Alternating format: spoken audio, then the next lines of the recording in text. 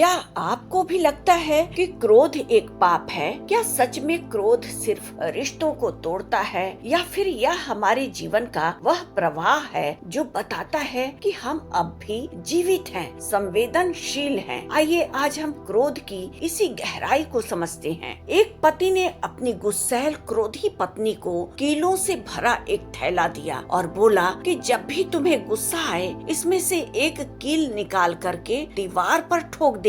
पत्नी ने वैसा ही करना शुरू किया। शुरुआत में तो हर दिन दर्जनों कीलें दीवार पर ठोकती थी वह, लेकिन धीरे धीरे उसे लगा कि कील ठोकना आसान नहीं, मेहनत लगती है। हर बार गुस्सा आता तो सोचती कि अब तो मुझे फिर से कील ठोकना पड़ेगा, और यही सोचते हुए उसका क्रोध कम हो जाता। धीरे धीरे यह सोच उसके क्रोध को कम करने लगा। कुछ समय बाद पत्नी ने कहा कि अब मुझे कील ठोकने की जरूरत नहीं लगती है। पति ने मुस्कुराकर कहा, ठीक है, अब जितनी कीलें तुमने दीवार पर ठोकी है उसे निकाल दो। पत्नी ने सब कीलें निकाल दी, लेकिन दीवार पर गहरे निशान रह गए। पति बोला, देखो जैसे ये निशान मिटते नहीं हैं, वैसे ही जब हम क्रोध में किसी को चोट पहुंचाते हैं तो भले ही क्रोध शांत होने के बाद माफी मांग ले, पर उसके दिल पर गहरे घाव जो रह जाते हैं वो कभी मिटते नहीं। लेकिन क्या इसका मतलब यह है कि क्रोध बुरा है?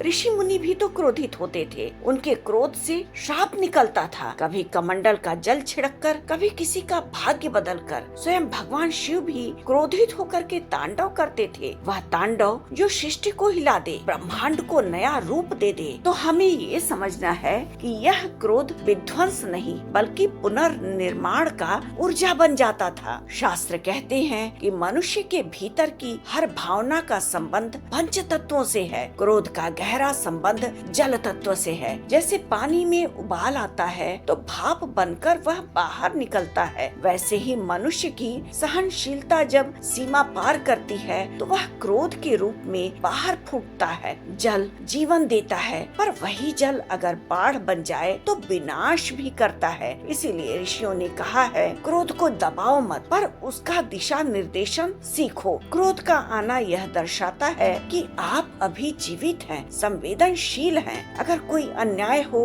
और आपको क्रोध ना आए तो इसका मतलब है कि आपके भीतर का जल तत्व सूख चुका है। क्रोध बुरा नहीं है, बुरा है उसका अनियंत्रित रूप। जैसे जल को बांधकर सिंचाई की जाए तो खेत लहलहा उठते हैं, वैसे ही संयमित क्रोध से आत्मबल और न्याय का मार्ग बनता है। तो अगली बार जब क्रोध आए तो उसे दबाइए मत, बल्कि उसका स्रोत समझिए।